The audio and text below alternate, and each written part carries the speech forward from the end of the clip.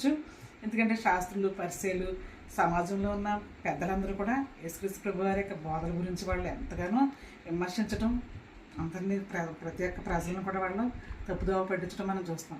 అందుకే మనశ్శాంతి కొరకు ఈ విధంగా చేద్దామని పేతురు గారు, యోహాన్ గారు, యాకోబు గారు చెప్పడం మనం చూస్తున్నామండి.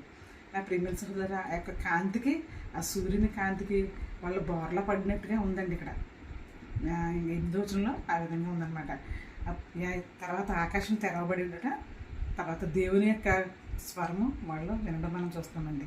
ఏంటంటే, ఈయన నా ప్రియకుమారుడు, ఈయన ఎందు నేను ఆనందించుచున్నాను, ఈయన మాట వినండి అని చెప్పడం మనం చూస్తామండి.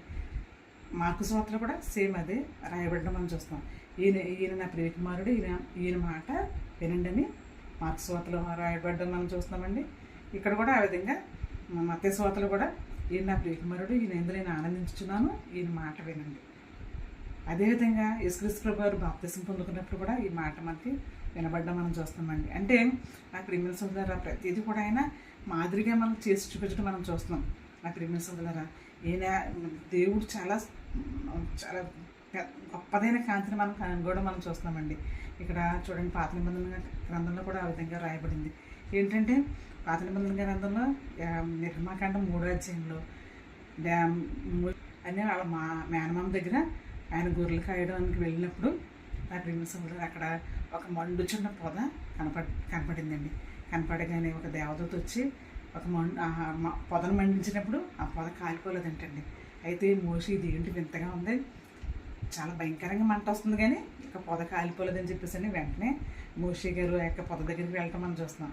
అయితే ఇక్కడ చాలా ఆశ్చర్యమైన విషయం ఏంటంటే, గొప్పదైన విషయం ఏంటంటే, ఆ పొద దగ్గరికి మోషే గారు వెళ్ళటం దేవుడు గమనించారండి.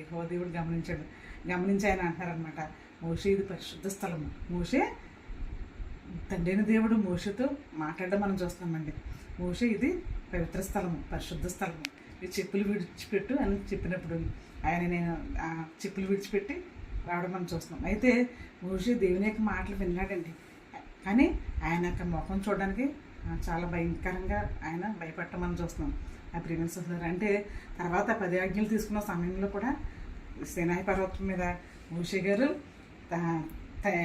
తండ్రిని దేవుడిని చూడాలని ఆశపడినప్పుడు ఆయన అన్నారనమాట, నీవు నన్ను చూడలేవు, కేవలం నా వెనక తట్టు చూడనిసని మోషే గారితో చెప్పడం మనం చూస్తున్నాం. అప్పుడు ఆ బండ సందుల్లోంచి మోషే గారు ఆయన యొక్క వెనక భాగాన్ని మాత్రమే చూడగలిగారండి. అంత గొప్పదైన కాంతిని దేవుడు కలిగి ఉన్నాడండి. అంత గొప్పదైన సూర్యుని కాంతి మించి